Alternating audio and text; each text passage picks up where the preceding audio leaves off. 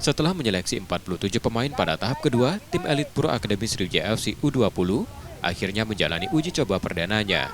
Mereka menjajal kekuatan dengan menghadapi tim lokal asal Palembang Farmel Hatta. Pada laga yang digelar dalam 3 babak ini, seluruh pemain secara bergantian diberi kesempatan untuk unjuk kemampuan di lapangan. Hasilnya tim EPA Sriwijaya FC U20 berhasil mencetak 2 gol dan kebobolan 1 gol. Meski menang, tim pencari bakat Sriwijaya FC belum sepenuhnya puas dengan performa pemain muda yang ada saat ini.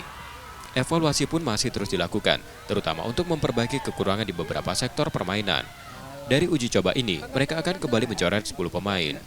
Ya, yang jelas kami punya standar untuk pemain yang harus kami pilih di EPA SFC U20 ini. Secara garis besar, kami membutuhkan pemain yang memang bagus dalam teknik, fisik, taktik, dan mental. Itu adalah penggabungan yang harus dimiliki oleh pemain-pemain seleksi. Setelah laga ini, Sriwijaya FC U20 dijadwalkan menggelar 2 pertandingan uji coba lagi melawan tim lokal berbeda sebagai bagian dari rangkaian seleksi menuju kompetisi resmi. Nur Muhammad, Kompas TV, Palembang, Sumatera Selatan.